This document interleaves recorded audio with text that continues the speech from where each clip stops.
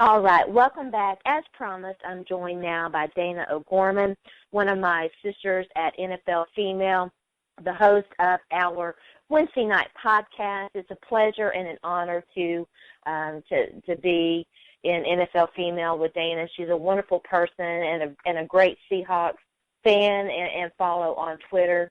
We're going to be talking about the playoffs. So we're going to start with Lovie Smith. Dayna, thanks again for joining me. Thank you so much for having me back. Yeah, well, we're recording this on Thursday morning. Gosh, this week has just flown by. I know, yes. But the big news last night, since we got through with our respective shows, I do a Wednesday night show with Zach Law. We did a live fantasy football draft. That was fun. But the big news coming across Twitter, and I was legitimately shocked about this, Tampa Bay Buccaneers have fired head coach Lovie Smith. He just completed his second season. They went 2-14 his first year, 6-10, I believe, was their record this past year. Progress, they drafted young Jameis Winston. It was definitely shocking to me. Dayna, what was your reaction to that? I was just as shocked as you were. I did not see this coming in any way, shape, or form. I did not either. No, at all. I thought he would easily have another full season to get this team together. Obviously, they made a 4-game jump in a season, which might not sound like huge progress, but when you have a rookie quarterback, that's huge. Yeah. I was so impressed with the way they were putting this team together. They were starting to win some games. They looked good. I thought that, they needed to tweak the team some. But Lovie Smith had a good command of what Jameis Winston could do, and they ran with it, and they had a huge improvement when you look at all the other variables. You could have blown me over with a feather. This was a horrible, horrible decision by Tampa Bay's front office. In addition to, you could nitpick the decision, and I suppose, there are definitely people out there who felt like the firing was justified. I don't know. It used to be that drafting a young quarterback earned you some additional time, as we're seeing now with Ken Whisenhunt and the Titans and Lovie Smith with Tampa Bay. That might not be the case anymore. But beyond that, how it went down, in my opinion, it was just handled horribly. You saw the Twitter reaction from Bucs players who had no idea that this was they found out via social media, and that's such a terrible look for that franchise. Oh, it was. To fire a coach over the phone is disrespectful enough. To fire Lovie Smith over the phone is even more so. That's like trying to fire Belichick, in my opinion, or Coughlin. Men in this profession that have a deep respect throughout the entire league, to pick up the phone and tell him he doesn't have a job anymore, to not, bother to tell the players, it's horrible. I'm just, and you can feel it in that fan base. There's a few in the fan base that are like, good, this is what needs to happen, we need to move on. But the majority of the fan base that I have seen, especially on Twitter, are horrified at this situation. Yeah, it's a terrible, terrible look for the Tampa Bay Buccaneers. What do you think? There's so much speculation. What do you think is behind this? All I can think is that there was some sort of disagreement, that there must have been something that was going on between Lovie and the front office that they weren't seeing eye to eye on, whether it be Jameis Winston, whether it be other players, whether it be scheme. I don't know. But there was nothing leaked, which is good. There wasn't, we heard about all the turmoil in Indy that turned out to be nothing. But, we didn't hear anything coming out of Tampa Bay. It's so funny that you mentioned Indy, because I'm going to be interviewing Brad Wells later on today about that was a big shocker too. I'm sorry, I didn't mean to interrupt. No. You're right. I didn't expect Chuck Pagano to still have a job. I was shocked when that happened. But I think what is happening, and we discussed this a little bit last night on Twitter with our friend Murph, the big green guy up in New England. We were talking about how there is no longer any patience in the NFL. What is happening is these owners want instant results, and that is just not the way football works. Occasionally, you'll get a coach come in, flip a team in a year, but it is rare. And I think the team you can point to that I think has figured that out a little bit is the Jacksonville Jaguars. They are keeping Gus Bradley another year. They've made huge improvements so far in their team for what they started even just a year or two ago, and they're going to let that sit and simmer. And I think that is fantastic. Yeah, I had intended to talk to Brad about this, but I want to talk to you about it too, if you don't mind. There's definitely there's a fine line, I suppose, between firing a guy too soon because, stability and continuity is very important. But what do you do if you do feel like you hired the wrong guy as the Titans? Did everybody knows I was not a Ken Whisenhunt fan. I did not want them to hire him. And, he was fired mid-season last year. They did not show any progress. On the other hand, Tampa Bay did show progress, and so you want continuity and you want stability. But on the other hand, if you do feel like you got the wrong guy, it's not a bad thing to cut ties. It is. You're right. It is a very fine line. At the same time, you have to have your ducks in a row.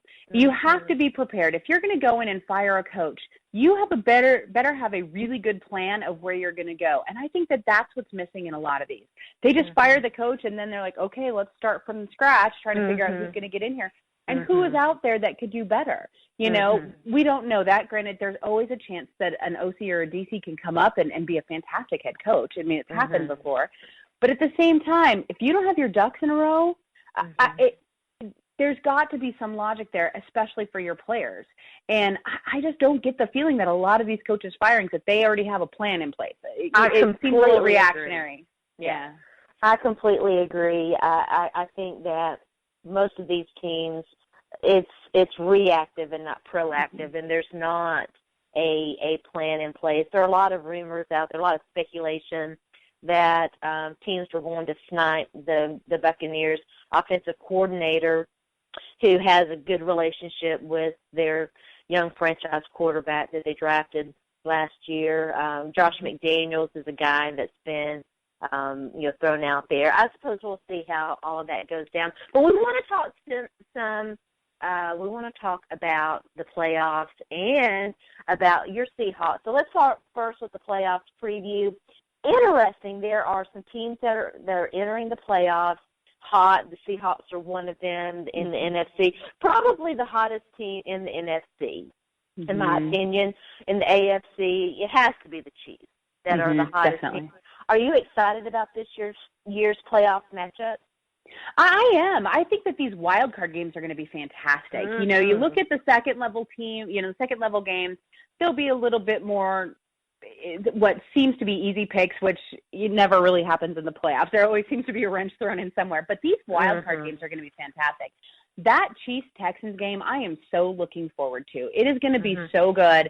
It's going to all come down to whose defense gets to the quarterback first, because these teams are very evenly matched. They both started out the season very questionable and managed to really pull it together toward the end. I think that one is going to be a lot of fun. Yeah. Pittsburgh Steelers, it was kind of, I don't want to say iffy, but you didn't know how the AFC, to me, the AFC playoff race was a little bit more interesting than the NFC. Yep. You didn't know how the wild cards were going to go.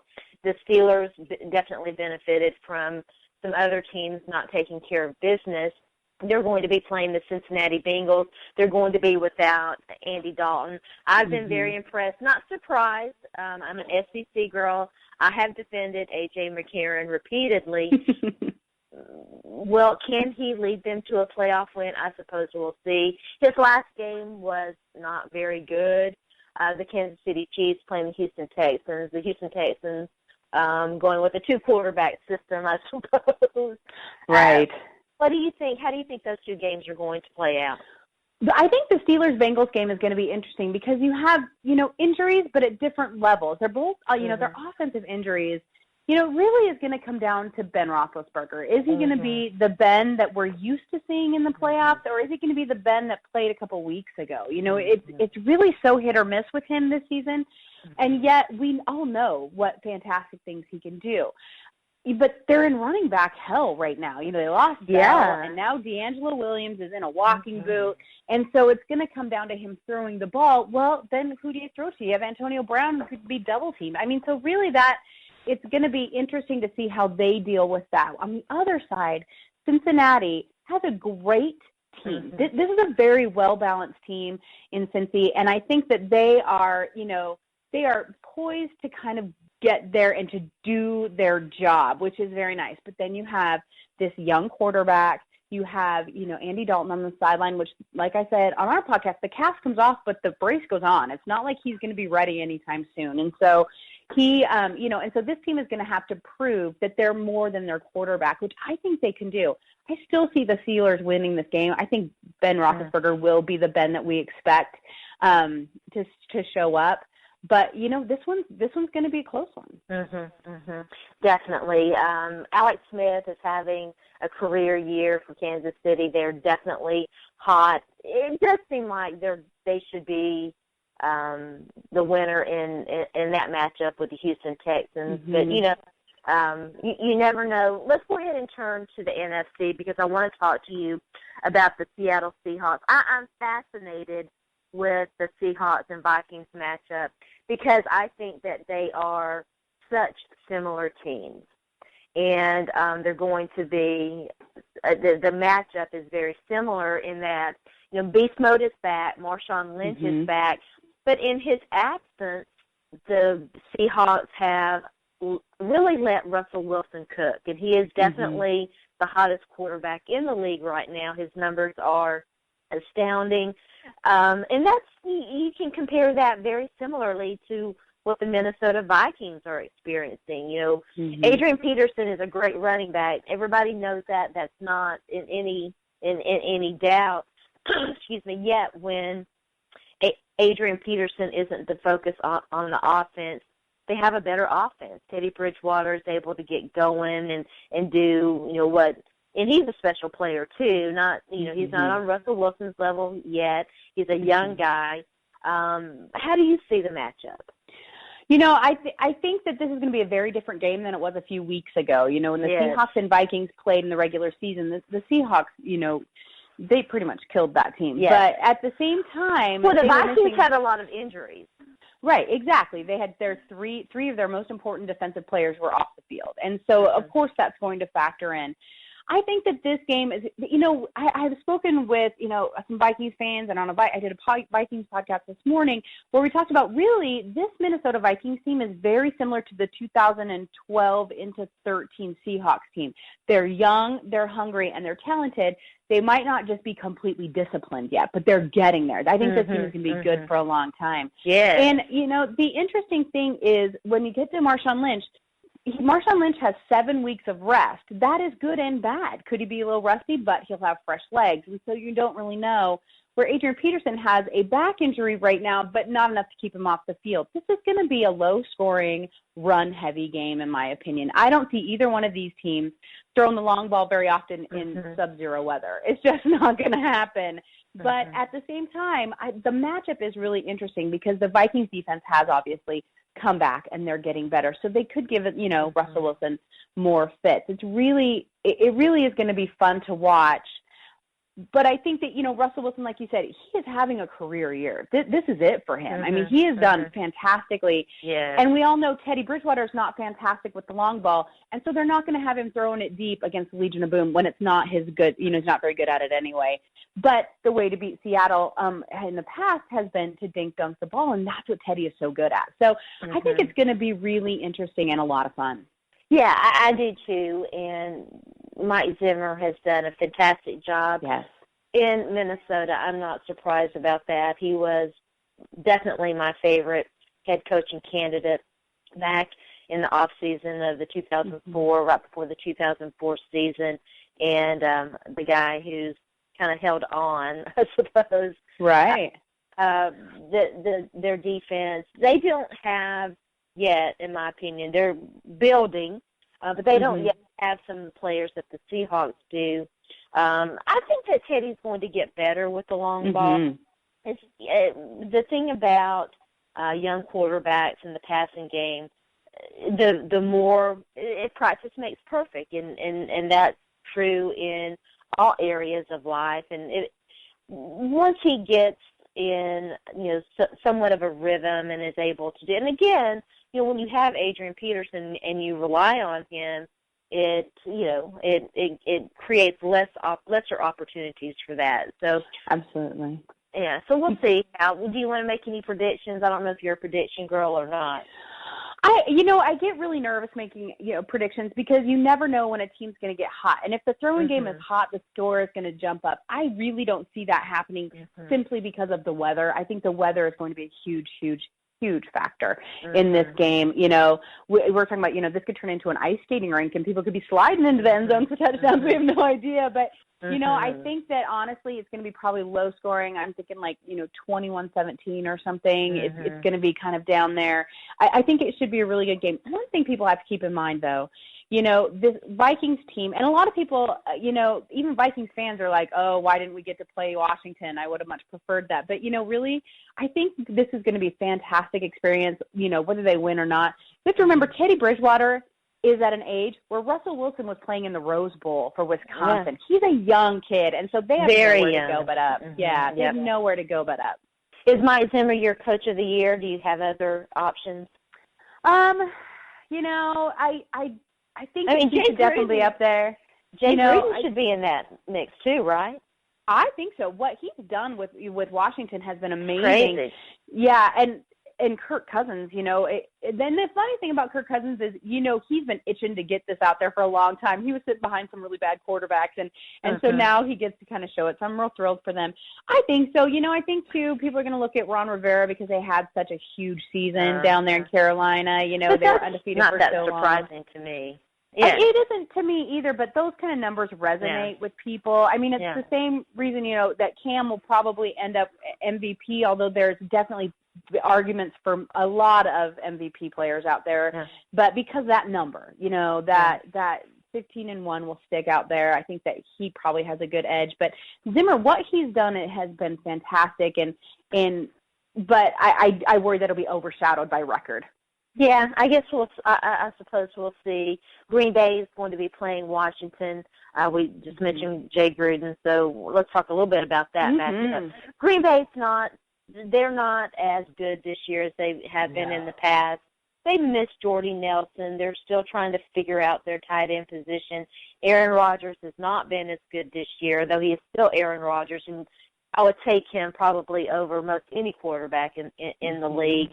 Their running game has been iffy. Their offensive line, they cannot. Disaster. They can't seem to get their offensive line fixed, and this has been an ongoing problem for them. Washington, on the other hand, we just talked about them. Kirk Cousins doing exactly what Jay Gruden wants and needs. Their defense is very underrated. I drafted defense in my fantasy playoff draft last night. Very underrated. They've been outstanding, really, all season long. Washington has to be the favorite in that game. I think you're right. And how crazy is that? Sharona, we would have not said that at the beginning of the season. We would have laughed. We would have laughed at anyone who said that. I know. And, the thing with Green Bay they've just slowly fallen apart. They were better at the beginning of the season, but as the season's gone, they've fallen apart. And you can blame, injuries as much as you want, but that was the beauty of Green Bay for so long, was their depth. They home-grew those players, and they just taught them from the get-go, and they were always so solid. But this year was an Achilles heel year for them. That offensive line has been Swiss cheese. Rodgers has been hurt every year the last couple of seasons. Remember last year in the NFC game, he was limping around, and now I'm wondering if he's hurt again because he just doesn't look right. And how could he not be? He's getting knocked to the ground every other play. I know. It's really sad to watch. Green Bay, I think that when you consider everything, it's very much an accomplishment that they made the playoffs this year. It's going to be interesting to see how those young wide receivers, and I think that they're going to be fine. They just they really need Jordy Nelson back. Jordy takes a lot of the pressure off the other guys because, as you know, and as most people listening out there know, the more people that you have that teams have to scheme around, the better off you are. It just creates a balance there. So, do you want to make any predictions for? We know the playoff teams for who. Of course, you know your Seahawks are going to win the NFC. So they're gonna have to go through either Carolina or well, I guess they're gonna match up with Arizona, right? If they win this game, that's gonna be a tough game. They won the last one, right? Yeah, 36-6. Yeah, it was. We kind of murdered them a little bit. Yeah, it was a butt whooping. So very interesting. Who do you think is gonna win the AFC? Gosh, I get really torn. And nothing against all the other teams playing. I think it will. God help us, come back down to the Patriots and the Broncos again. I really do. But interestingly enough, I think with the defense that the Broncos have, I think they can get the jump on the Patriots. And so as long as Manning doesn't completely fall apart and Osweiler, if he has to come in, can keep his head together, I think it'll end up being the Broncos. I know people are going to think, I think it's going to be the Chiefs. I have a feeling. Really? Yeah, I think it's going to be the Chiefs. You live in Kansas City, right? I do. Yes, they'd be thrilled to hear that. I think that they're finally going to do it. I do. I just, they're so hot right now, and of course I'm a big Alex Smith defender, and I'm okay with that. It's fine with me. Great player. We'll see. I just have that feeling. I want to ask you real quick. We talked about Russell Wilson. I want to ask you about the MVP award. Cam Newton seems to be, the odds-on favorite, but what Russell Wilson has done is pretty incredible. If he hadn't started out slower, slowly, his name would be, I think, more out there. What do you think that he has a chance? Probably not for MVP. I think Cam Newton is going to have that lockdown. I mean, let's be honest with you. Cam Newton, they have a great defense, but he's really carried that team. He's really kind of been the superstar for them, and I think that he deserves that to a certain extent. Offensive Player of the Year, though, I think is much more up for grabs. There's some great wide receivers out there, but I do think Russell Wilson is in the mix for that one. He's 25 touchdowns and 1 interception in the last 7 games. I mean, that counts for something. And so I think that, that he'll be more in the conversation there than MVP, because I'm pretty sure that Cam Newton's got that locked up. Yeah, I agree with that. Offensive Player of the Year, I just don't know. I just think Antonio Brown. Probably. I think he's going to get that. There's no one on. There's not another wide receiver on his level right now, in my opinion. He's just so much fun to watch.